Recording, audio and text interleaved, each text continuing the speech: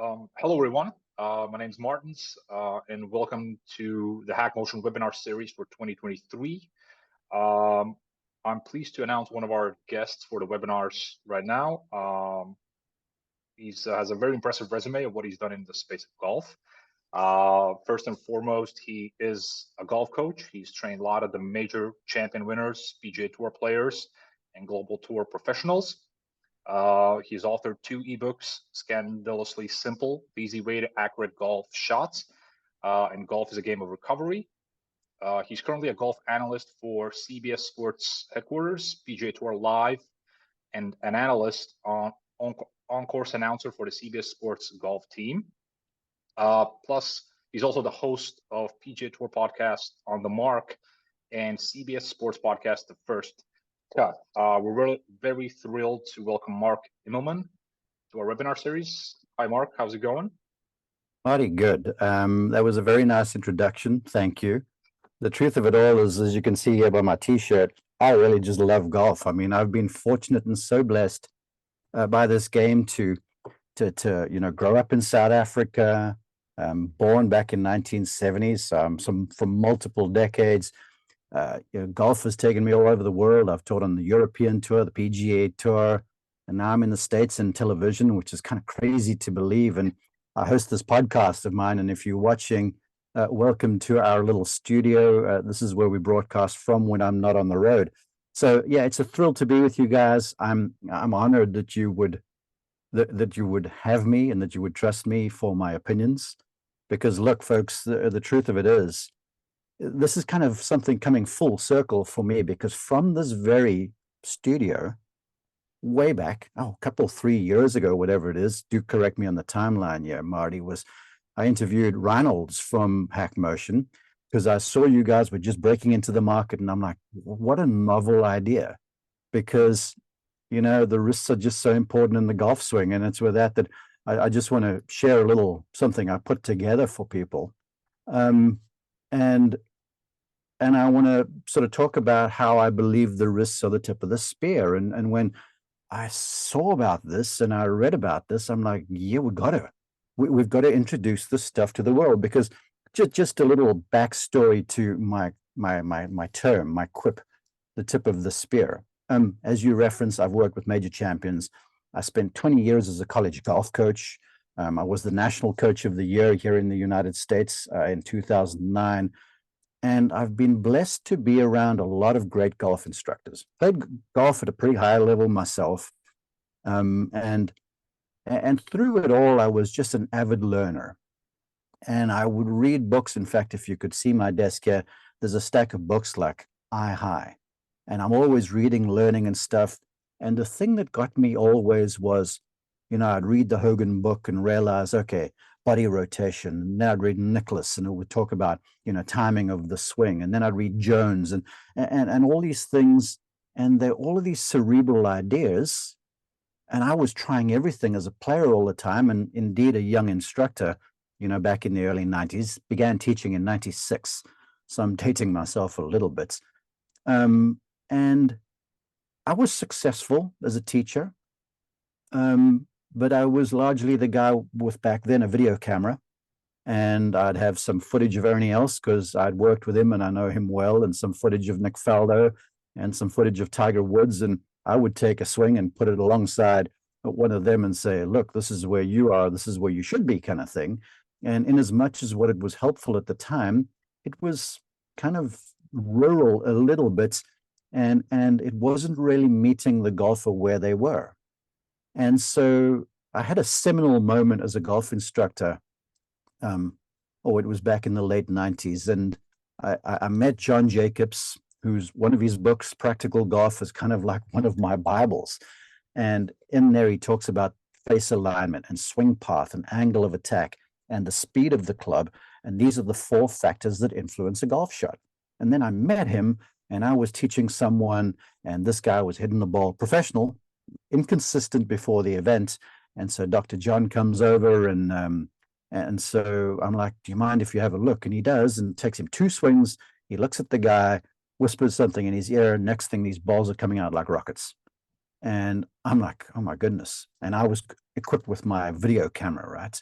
And he walked past me and he said, Mark, if you're looking in the camera, you're looking in the wrong place. You need to realize that golf is a game of spin. The golf ball is influenced by the club face and how it travels and where it points and where it lands and how fast it's going. So all of a sudden it occurred to me that, hold on, if that is true, and it was, because I watched it happen. In fact, since then, back before he passed away, God rest his soul, I watched him give a golf lesson, not watching the golfer. All he would do was watch the golf ball and then ask the player how the ball was struck, and he helped him straighten off the ball flight. So all that being said, very long-winded, I realized quickly enough that the hands, and then by extension, the wrists, are kind of the tip of your spear. And if you're at war and the spear is your only weapon, you know, you could have perfect throwing motion, but if the tip of your spear is dull, it's going to land and not do damage. And too often I see golfers, golf clubs, land and do damage because the tip of the spear, the wrists and the hands are not working as well as they should. So just to click on, I'm going to build on here an old adage with a new spin. And back when I was young, you know, instructors coming up now, maybe not so much the case, but the truth is good golf begins with a good grip. And when I began teaching, because of Dr. John and because of David Ledbetter and such, I was really diligent about, you know, golfer learning to hold the club a certain way, because that influences the club face. It's your only point of contact with the golf club, and the golf club is the only point of contact with the golf ball. And as it travels, that defines your value as a player, right? So, you know, I started like that, and then it began to occur to me, maybe with some divine inspiration and a whole lot of experience through the years, that whilst having a functional hold on the club is important, understanding how your hands influence the club is paramount to success. And then I began to sort of vary my approach to the grip, and I became a little bit more tolerant of different grips, especially now in the modern era where, you know, back in the day when I was coming up, the grip was neutral, two knuckles at best, Hogan-esque kind of, because clubs were different. But nowadays in the 21st century, balls are faster, clubs are different, golf shafts are different. And so now people are playing with a stronger grip. And so my approach modified a little bit. And I would say now that good golf may begin with a good grip, but constantly good golf begins with an understanding of how your wrists and hands move and how they influence the golf club. So in other words, the wrists, or the hands, obviously, because you're holding the club there, and the wrists are a direct influence on the golf club. And so an awareness of those is just tantamount to success. And so, you know, as preparation for this, this is something I do in my part-time, well, all the time, I guess, is I just went and looked in some of my books, right? And I just began to assemble a few pictures of some of my favorites. And as you look through the screen there, folks, top left is Harry Vardon. And if you've heard of the Vardon grip, well, he was the trendsetter. You can see there at the top, if you glance at his wrists, he's the dapper looking guy there in the hat. That lead wrist is very extended or cupped. Right next to him is Bobby Jones, who is my hero. From Georgia. I live in Georgia in the United States. Jones was fantastic with Hickory golf clubs, won the impregnable quadrilateral, the first Grand Slam. And if you look at him, the wrist's so extended. Then if you move along, there's a picture of Ben Hogan, who a lot of golf instructors, a lot of players have read the modern fundamentals, right? And there's a picture of Hogan at the top, club face more open, wrist more extended. In fact, he kind of called that his secret a bit. And then pivoting down in the page, you got Arnold Palmer. Palmer, his dad, Deacon, who was a club professional, said to him, hold the club like this and never take your hands off the club, or never stop holding it like that, because that's so important. And Arnold did. But naturally at the top of his swing, you can see how his wrists are a little more bowed or slightly more flexed. And then alongside there is Jack Nicklaus, arguably the greatest of all time. He also has a pretty neutral looking grip, but a very square club face over there. And then, of course, there's Tiger Woods, who's went through multiple iterations of the golf swing. Right there is some very recent footage I got from the PGA Tour. We did some swing analyses, or at least I did for them, called swing theory. And so we break down swings, and I recently did Tiger, and this is the most recent iteration of the golf swing. And if you look at him there, very neutral club face. And so you can see through the ages from Varden to Woods, and as we go beyond into whatever year it might be, you will see how golfers get the club differently held at the top of their swing, or they're in different situations. But the one thing about every one of those guys, and they're all Hall of Famers for the record, right? What every one of them understood is that the object of golf is to get the ball to the target. And at the highest level, it's getting the ball to the target in a certain fashion. Hogan was quoted as saying, in fact, I talked with Tom Stites, who was a club builder for him, and Stites said it wasn't where the ball finished for Hogan, it was how the ball got to where it got, which was very important. So trajectory control. So all of these greats, and then us obviously as well, need to understand that, look, so the presentation of the club face to the ball along its path and where it lands is very important to get the desired shot and to get the result that you're after. And just a couple of things from those golfers. Varden, as I mentioned, was the originator of the Varden grip. And the Varden grip basically was, getting the hands more molded together with a reverse overlapping finger. Before Varden, golfers used to hold the club with split hands, which would afford a whole lot more wrist work and a whole lot more club face deviation. So Varden was the originator of kind of the grip that we use nowadays. Bob Jones, I spoke with Sidney Matthew, who is a biographer for Bobby Jones and the family. And Mr. Matthew mentioned to me that Jones was there. He played golf with Hickory. And then he was at the season when Hickory went to steel shafts, right? And he had such fantastic feel in his hands and wrists that when the Hickory, which was very whippy, was replaced by steel, which was not in terms of the shafts, the club face just didn't feel right. So what he did, get this is speaking to the tip of your spear. He would create the same feel at the top of his backswing with steel by loosening his pinky finger. So it almost allowed the wrist to give a little bit more at the top, so he could hit the spot and the feel that he had when he used to use Hickory golf clubs. That, again, speaking to what they're all understanding and what they got to do to get the club back down to the ball. Hogan, I talked about it. He described how he liked his wrist to move. In fact, he dedicated a lot of time in modern fundamentals to how the wrists move.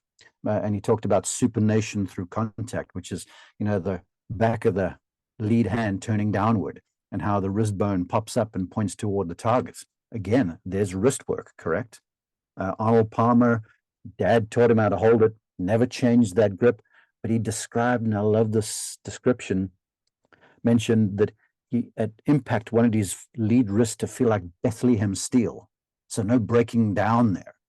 Nicholas, Golf My Way, which is one of my favorites, talked about good and bad wrist conditions for him at the top of his swing. And he said, ideal was flat, neutral. He said he could get away with some cupping. He said, but as soon as his wrist started to flex or bow, then he'd hit the ball all over the joint. And Tiger Woods, I've talked with him, and if you watch anything on social media, Woods is always talking about how it feels. People think he's quite technical, but he's very, very feel-oriented. And apparently I've spoken with the guys from Bridgestone, with who I'm affiliated, and he uses their golf ball.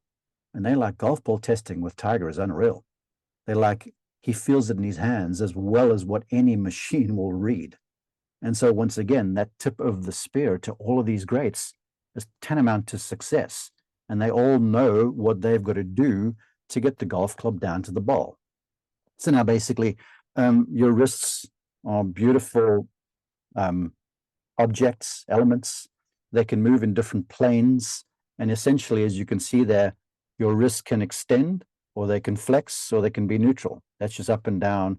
And that has a real effect on loft of club face. And then you have the movement like this, which in this direction here is more radial deviation. And in that move over there is more ulnar deviation. And just some my personal view and some views I've heard from great golfers with regard to that ulnar deviation like that. Steve Stricker has mentioned to me that he purposefully sets up with his putter like that because it isolates the wrists and it helps him to keep the putter face stable. And then throughout the golf swing, if you watch him at the top, there's a little ulnar look to him. On the way down, he doesn't lag the club a whole lot, so there's not a lot of radial deviation. And so the club's out in front of him a lot. And it's why he's such a great wedge player, because he controls the speed of the club and the face of the club just as good as anybody, I think, who's ever played the game. On the other side of that equation is Seve Ballesteros, who, you know, for me was a wizard with a wedge. And I've never seen anything or anyone, maybe Jordan Spieth, arguably, and Tiger Woods, but Seve with a wedge in his hand was just like a symphony. And he played very radial out of the bunker. He'd get that wrist sort of cupped a whole lot, and he'd extend that wrist and get the handle real low. And I watched him at times hitting bunker shots greenside with a 7-iron that would rival professionals using a lob wedge or a lofted wedge. In fact, a quick story. I was teaching back there in Europe back in the late 90s, and at the BMW, I think it was the International right then, it's down there in Munich. The practice facilities were nice, but the chipping area was not that great. And in fact, the chipping green was a little mound, basically, in the distance, some 40 yards from the tee. And it looked like an upside-down saucer with a flagstick up right on the top of it. And I was there with my brother, and he was hitting wedges, and the ball was hitting on the green, skipping straight over the top of it. Jeff Ogilvy walked up, and Jeff tried. He's a fantastic wedge player, incidentally, won the US Open, couldn't. So Seve comes walking over, and he goes, "What are you guys doing?" And Trevor's like, "We're trying to stop the ball on the green." He grabbed Trevor's wedge. He was in his street shoes, okay, not even spikes. Grabbed Trevor's wedge, one swing, clipped this ball perfectly, lands, spins next to the flag. He goes, "That's how you do it."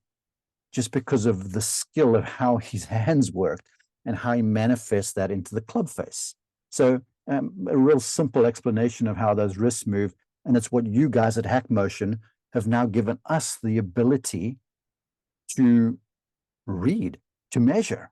And as an instructor, it's a groundbreaker, because through the years, I've been like, well, you want to get that wrist a bit more bowed. And then the golfer would be like, okay, how much? And I could teach them the thing, but the how much, the feel of it was always the most important thing. Now, quickly fast forwarding down, I guess, the timeline a little bit. As a golf teacher, I love outliers. I have real respect for the beautiful swings like the Adam Scotts and the Louis Oosthuizens and the Stuart Applebys, and to a large extent, my brother even, Trevor, had a fantastic golf swing. But I love the guys who make it look different, kind of the Furyks of the world, the Matt Wolfs nowadays. And I've got some images here of some outliers on tour who are fantastic ball strikers. Top left there, you can see Victor Hovland. If you look at the images there, carries a stronger left-hand grip. Up at the top of the swing, that lead wrist very extended and the face very shut. But if you watch him down at contact, and I can say to you, if you've never watched Victor Hovland strike a golf ball, it'll blow your hair back.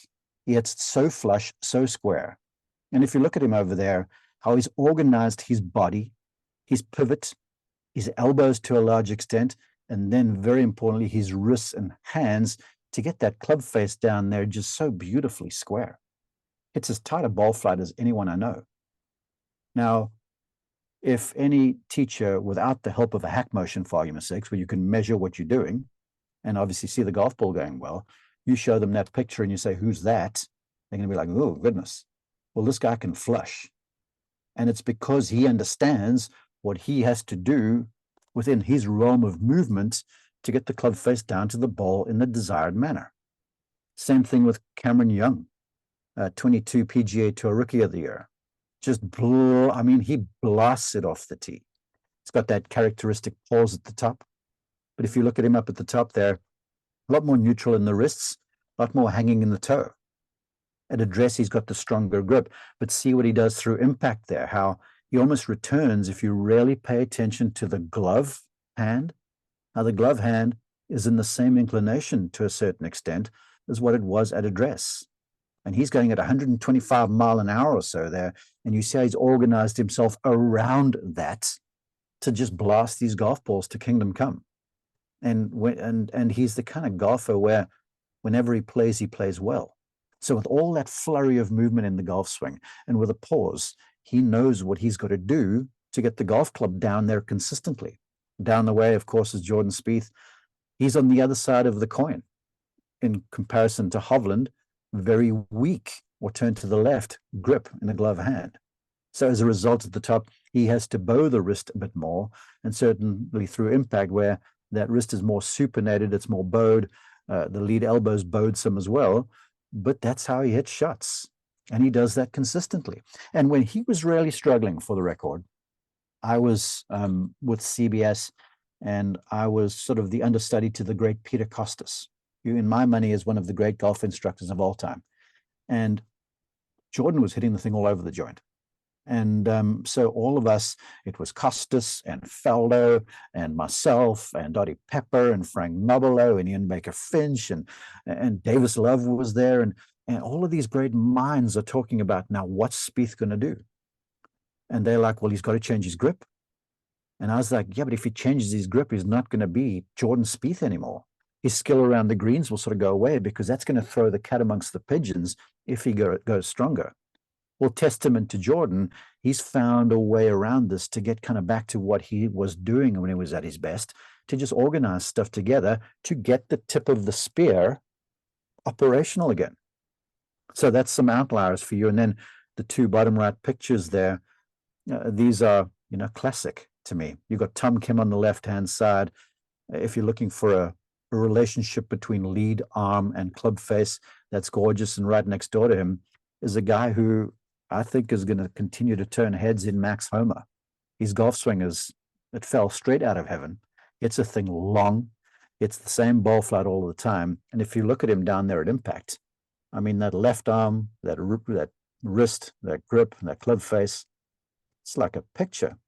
I mean, that picture there belongs in the Louvre if you're into, golf swing memoriams, and the way he hits it is incredible. But, whereas, I don't know, you look at Victor Hovland and Max Homa, they would rival each other ball striking wise, but they both do what they've got to do to get the golf club down to the golf ball consistently. So basically what they all do is they understand their own tendencies. More importantly, they know what they have to do to create whatever shot pattern they need. As I've said multiple times, the hands and wrists are the tip of the spear. And everyone knows that the body is the hub of the motion, and the hips and the pelvis are the engine of the golf swing. The athlete in one pretty much organizes itself around the hands and the wrists to get a job done. Like if I'm picking up my drink next door to me over here, my brain says the signal, hey, go get the drink. So I go to the drink and grab it, and everything else organizes around there. Now, if you had to say to me, Mark, rotate your body, I'd be like this. Okay, I've rotated, but now I've got to reorganize to go and get the drink. So you see, it's a lot of movement, thinking, awareness in a short space of time, whereas if you know how this area is moving, you'll find how the athlete within sort of reacts and responds to that. And then the truth of it all, and this is where I've loved you guys, and it's why from the very start, when you were just starting, I was like, this is brilliant, because finally we have something that can measure what's going on here in the wrist.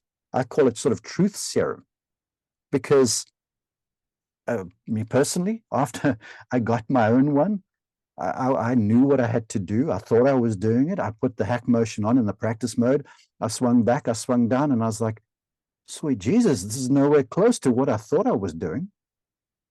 And then with the HackMotion, and I'd get on practice mode, and I'd have it open in front of me on the iPad. I'd swing back and I'd fiddle around with stuff over yet till I started to see sort of numbers in ranges that I thought was functional.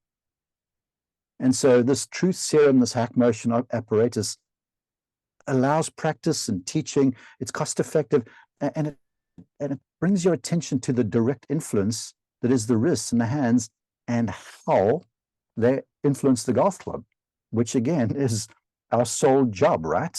Is during the swing, we want to organize this club face in a way to get the desired shot pattern at the desired time. So basically the key is, or basically to understand that if you understand yours or the student's tendencies and what they're capable of doing, and are there any limitations? That's the one thing I've certainly realized too, with the aid of HackMotion, as I've talked to players and used it to help them improve, is, I'll put one on somebody and let's say their wrists are way too extended. Well, let's even just go to putting. Wrists are kind of loose and they're moving around the plates a little too much. The putting makes it easier, but when you add speed to the equation and they're very extended and they've done this for a certain period of time, any length of time, when you start to ask them to go in opposite directions, they maybe build up inside of the wrist, cartilage or scar tissue or whatever, that makes it hard to do. So understanding the tendencies and what the player needs to do is crucial to success. You need to understand how the grip style works in conjunction with the wrists in order to create the shot pattern. That to me is super important, because when, like I talked about the modern day players and the old players over there, when I spent some time with my college team for 20 years, we'd have practices and I'd throw a golf swing at them, just a picture, because I'd come back from the tour and I'd say, describe what you see. At the top, let's say, I don't know, Henrik Stenson, that pops to mind because he hits the ball so well. They'd see it and they'd describe it. I'm like, okay, what does he have to do to get the club face down there to hit a fade? Or what does he have to do to hit the club face from that position down there to hit it low? So I helped them to understand, okay, how does this organization work? But never was I able to measure it for them. But now we're able to. You must also realize that you've got to understand the wrist influence on the club face. If you do that, or if one does that, success around the greens is likely to continue and then improve. Think of Seve or Jordan, how they move it. I think a biggie here for directional control is just understanding the HackMotion also measures rotation. So if you understand how all of that sort of stuff works and how that manifests in the club face and how it works around your grip, then I feel like dialing direction is also a part of the thing. But the biggie here of all of these is realizing it doesn't take very much, because you'll see that to move from like -5 to 0 is not very much at all in a HackMotion reading. And then the big one here, this is for everybody. And I always sort of knew this, but I learned it from Justin Rose. He won the event down in New Orleans a few seasons ago, and I was on the call for it. And afterwards, I had to interview him. And I've known Justin since he was a little tot. He grew up playing junior golf against my brother. And when he turned professional, he actually hired me for a little while to help him through that span of 21 cuts missed. It was ghastly. And the poor guy was thinking so much technique and not just playing like he did. And then he improved and he started winning and won major championships and stuff. And then he hooked up with Sean Foley, who helped him to all of that. And, you know, Sean's a great instructor, but Sean is informational and he's very cerebral. And Justin, right before the win in New Orleans, was working with Sean, and he said, you know, I was really battling. I couldn't do what he was wanting me to. He goes, and then something made me say to him, Sean, this is all good, but my feels to me are sacred. And I want to say that again. He said, my feels are sacred. What I feel to create shots is mine, no matter what you say. So the job for the instructor or the player is to understand the concept and take it from cerebral, right, a thought, to proprioception, a feel. So move it from the brain to the body. And the problem with that is that it's hard, but it also is difficult to teach. But now with HackMotion, it really isn't that difficult to teach, because you just put this thing on the golfer's wrist, you let them go, you let them practice a little bit, and you just say, look, you're in this range over here now. You may want to try and vary that number some. And then you do it with a few practice swings to get the sensation. And all we're looking for are those small increments of improvement. So if I could close with this before one or two questions, I just want to really emphasize the fact that you could have the best pivot in the world. If the wrists are badly organized and badly aligned, the club face is likely out of position, and you hitting weak, miss-hit, crooked shots. You could pivot perfectly until the cows came home. If the wrists are bad, you're not going to hit them good. That's what makes sense, because as a young teacher, I was always the guy when I started. Remember, I had the video camera. This is my mea culpa. And I'd look at certain golf swings. And I'm like, how on earth? And I remember when I was a young player, because I was decent, it would make me aggravated when I got beaten by a guy whose swing I thought didn't look right. But now, as I've aged and wised up a little bit, and now understanding wrist alignments and all this stuff, this kind of golf instructional journey I went through, now I realize that's what it's about. And that's why I love these outlying swings, like I showed you, Spieth and Hovland and Cameron Young, because they know who they are. And when you've heard the thing, swing your swing, well, yeah, swing your swing. Certainly, Arnold Palmer said that. But if your swing is not presenting the club face well, I wouldn't swing your swing. You're going to get the same stuff. But you can swing your swing if you organize the club face well, because then you're going to hit proper shots. Because in closing, when I measure a golf swing, I look for three things. Or when I grade a golf swing before I work with it, I look for square contact. Does the ball hit the club face squarely more often than not? I look for leverage, or maximum club head speed with minimum effort. And then I look for repetition or repetitiveness. Is the method able to repeat itself, not just in practice, but under pressure? And if the golf swing answers yes to those three questions, then it's functional. Then the adjustments should be just minuscule. But if it doesn't, then you make a wholesale change, but throughout the whole thing, Marty, you got to realize that the wrists are the tip of the spear. They truly are.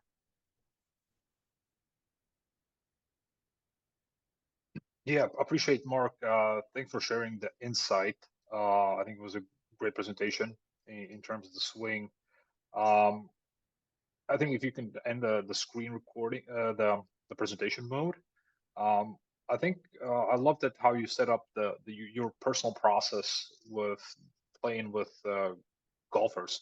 Mhm. And actually, one of the questions I wanted to ask you in the presentation, you meant from kind of, first of all, that it's a process for every golfer to develop their swing. And then you talked about kind of going from the head to the body of just kind of figuring out, understanding the theory, and then kind of trying to implement that in your swing.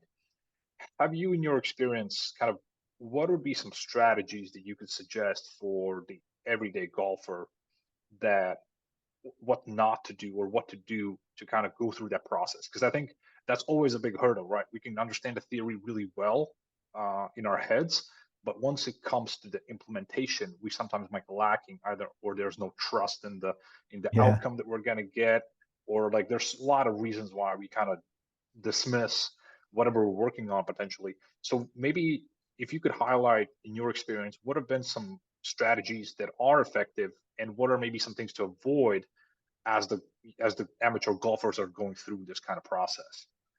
Well, look, I don't think I'm reinventing the wheel with my answers here. It's a really good question. The first thing I'd say is a mistake that one would make, and everyone makes this, and I see it every day I teach basically, is when someone's trying to learn a new motor pattern, that they're doing so at full speed with their driver, and they're hoping for change. But the one thing you have to know is habits, good and or bad, is a blessing. And habit, you must remember that you've developed certain patterns, certain movement patterns, certain motor patterns. And if you're going at full speed, just trying to get the ball to the target somewhere, there's every likelihood, in fact, the probability, in my opinion, is highly likely that you're just going to be doing the same thing. So if you honestly want to effect wholesale change, the first recommendation I would make was to find a drill that teaches you what it feels like. Then I would advocate that when you practice, you kind of go so in a little bit of an isometric sense, or basically you're not going full speed.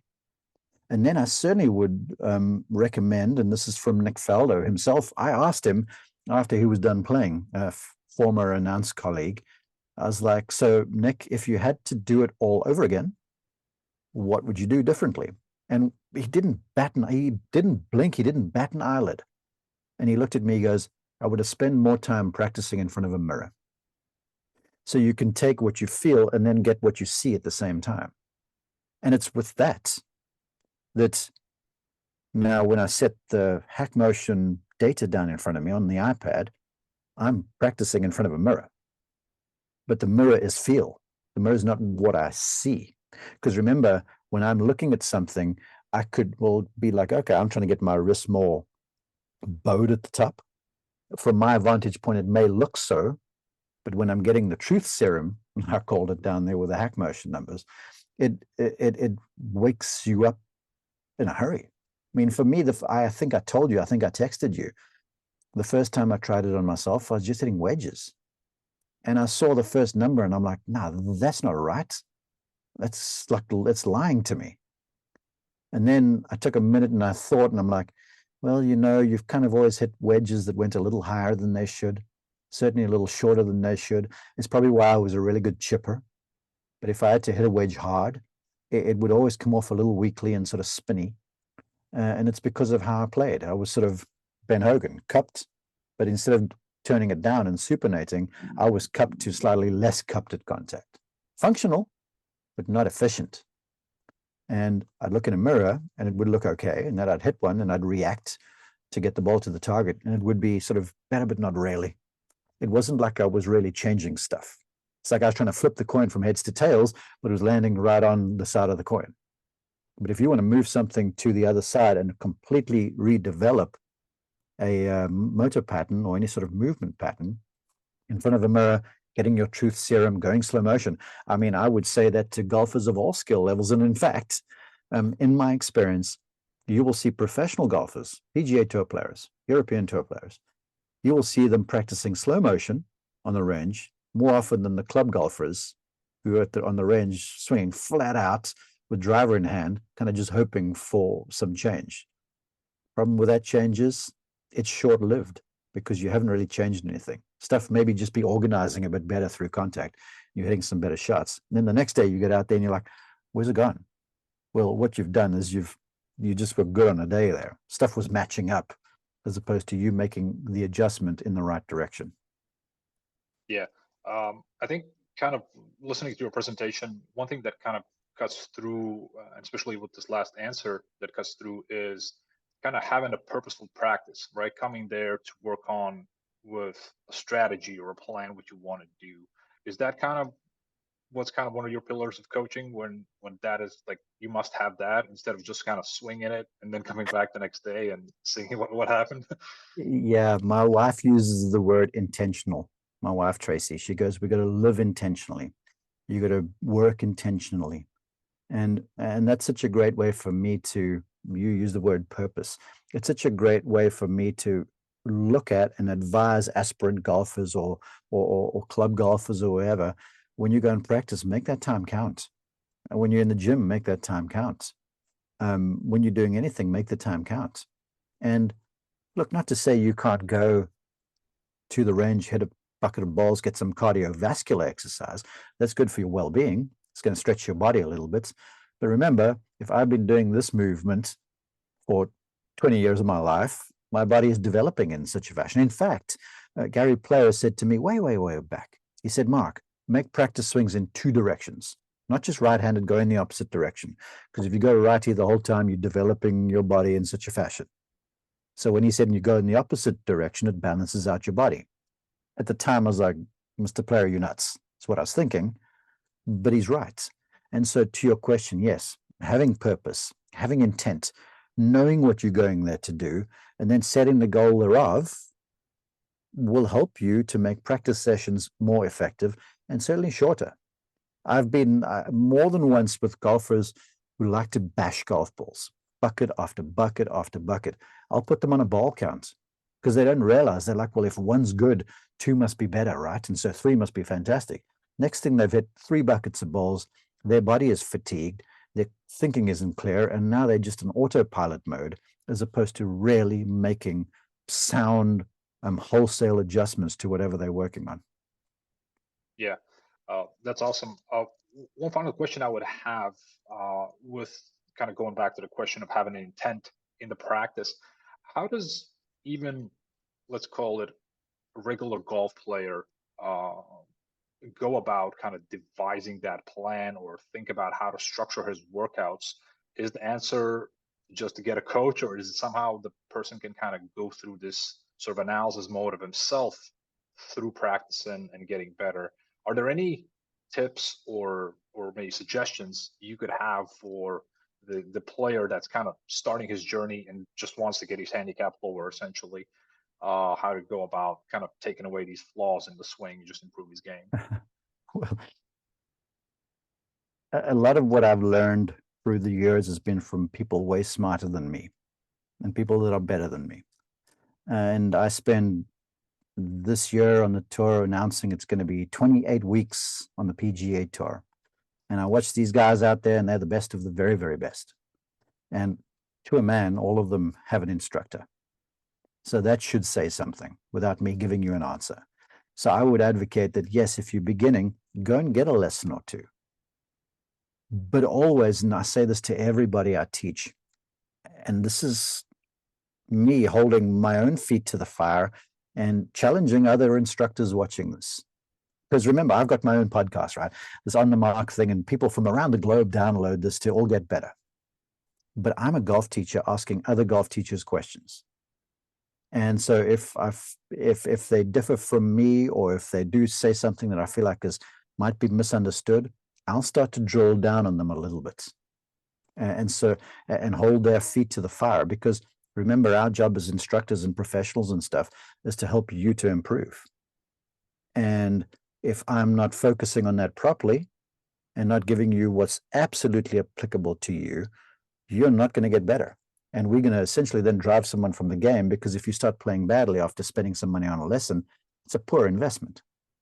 So I hold my own feet to the fire and other teachers' feet to the fire by saying, if you're doing the right thing, if you've given the appropriate advice and the learner is doing what you're saying, the golf ball should perform better right away. I mean, right away.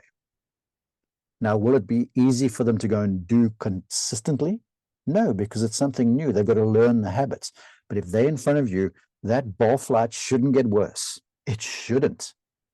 Because remember, the ball only listens to the club face. And if you're telling a person to do X and that club face is still crooked or going crooked or landing in the wrong place, it's not right. Sorry, I don't care how right you think it isn't correct. And so, yeah, so taking lessons is important, but I'm saying that for the learners watching to say, ask good questions. If you come to Mark and Mark says, well, you got to do this with your wrists, then you need to say, why? And then Mark's going to give you, well, if you do this with your wrist, the club face, which tends open, is going to be more square or more closed. So as a result, the ball flight, which is tending to the right, should start straightening off. And if you overdo it, you'll see the ball flight going to the left. It's a logical equation. Where too many folks are like, well, keep your head down, keep your left arm straight, swing smoother. No, I can show you thousands of people that do that don't hit the ball well. So that's why I'm saying, and use of training aids. I'm a big training aid guy. You know that about me. I've got tons of training aids. But I love a training aid that you can hit balls with. And I love a training aid that gives you instant feedback, feel-wise, and also mentally. And that's why with you guys, it's not like it's not like the HackMotion sensor is telling you, it's sort of pushing your wrist into a place, like certain things do. It's like like guardrails, if you will. The HackMotion is saying to you, yo, here's your number, move it to something else. So all of a sudden it's becoming your mind, your brain sending a signal to your tips of your spear and saying, hey, you got to do this. So that's where, to me, the learning, the self-discovery begins to happen so much quicker. Yeah. Well, Mark, I appreciate you joining our webinar. I think you shared a lot of great insights that hopefully also, and I believe our customers and viewers are going to enjoy and take to heart. Thank you for joining. For everyone listening, you can find Mark on social media at Mark Immelman, and all your great work at markimmelman.com. Thank you for joining. It was my pleasure. I love what you guys are doing. I'm a believer. And again, people, try it, get yourself one. You will be shocked and pleasantly surprised all at the same time. And I guarantee you'll likely start to see the golf ball traveling a whole lot straighter and more powerfully.